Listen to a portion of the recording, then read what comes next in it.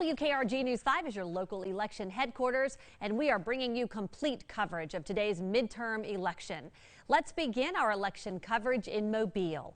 Several statewide races are on the ballot, along with county and local seats. WKRG News 5's Chad Petrie is live at Donald Figures Community Center polling location with the look at the turnout. Chad, I voted this morning, and there was a pretty good turnout where I was. What about there?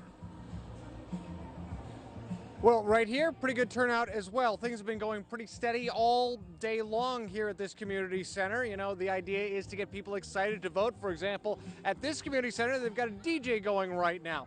Getting the base excited, getting people to come out to vote, that's really what is key in some of these midterm elections. Turnout relatively good so far. Let me show you some video from earlier this morning.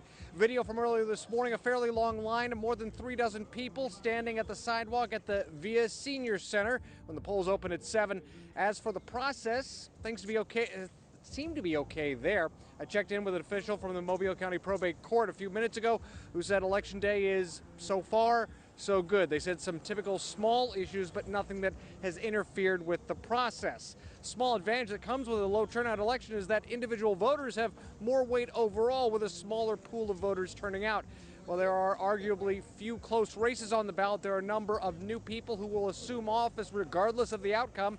Alabama, one of the few states without early voting, and in-person absentee voting is sporadic and rare. We've only got a few hours to go before the polls close for the day at 7 tonight. People who show up for midterm elections are generally high turnout voters. They are dedicated voters, people who come out and vote no matter how small the election may be. Now, we're talking about turnout right now. Overall, it could be low, but for right now, it seems to be fairly busy, fairly robust. At this center in particular, they've had more than 400 voters check in since they opened at 7 this morning.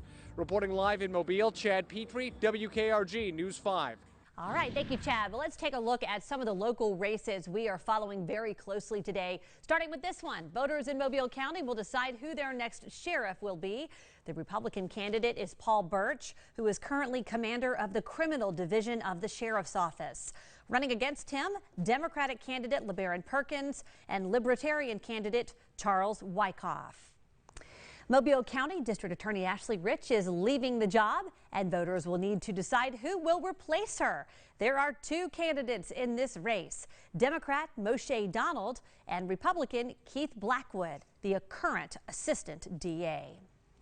Alabama Senate District 33 has been redrawn to include a portion of Baldwin County. Incumbent Democrat Vivian Davis Figures faces a challenge from Republican Pete Ream. Figures has held the seat for more than 25 years. An important race in Florida. For Congress, Republican candidate Matt Gaetz has seen his share of controversies in the past few months.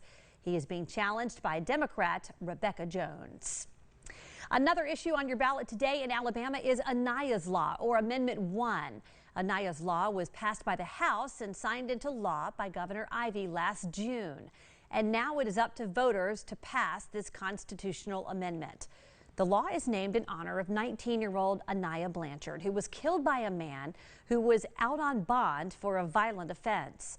Supporters, like Aniah's family, say the law can help prevent another tragedy by keeping violent offenders in jail.